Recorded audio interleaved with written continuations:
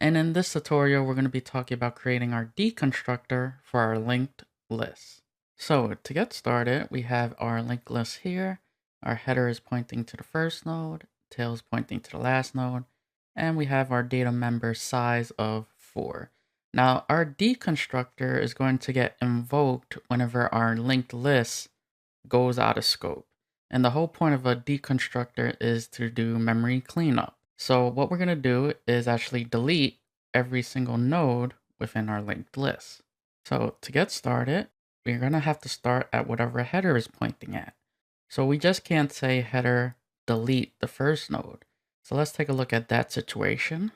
And the reason for that is if I just delete the node that header is pointing to, then we lose the pointer to all the other nodes within our linked list.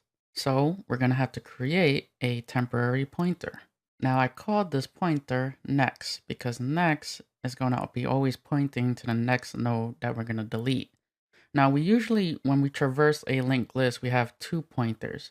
But for this case, since this is a deconstructor, I don't care what header is pointing to at the end of this.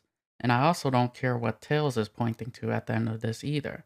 So we could take advantage of that, and I could just use header since header is already pointing to the first node. So now I have my header that points to the first node, and I have next declared. So now we're going to have to traverse the list by running a loop. Alright, so now that we're in the loop, the first step, next, points to whatever header arrow next is pointing to. Then delete whatever is at header. Advance header to what next is pointing to. Alright, execute the loop again. Next is going to point to header arrow next. Delete the node header is pointing to. Advance header to what next is pointing to. Execute the loop again. Next is going to point to what header arrow next is pointing to. Delete what header is pointing to. Make the header point to next.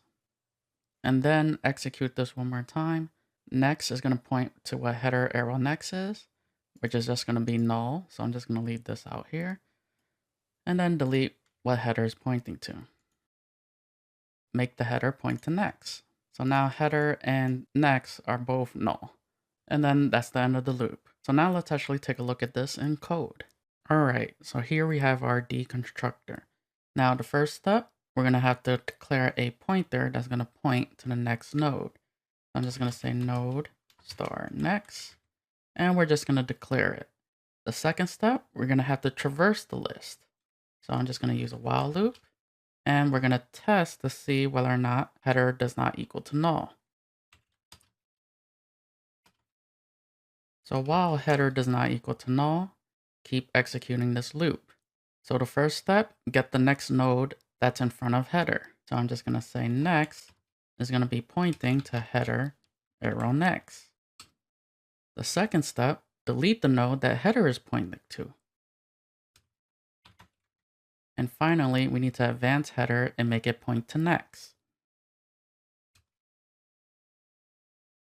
So that's pretty much our deconstructor for our linked list. We have a temporary pointer that points to the next node within the list. We want to keep going until we hit the end of the list. Next is always going to refer to the next node in line. We delete what header is pointing to, and then header needs to be advanced to what next is pointing to.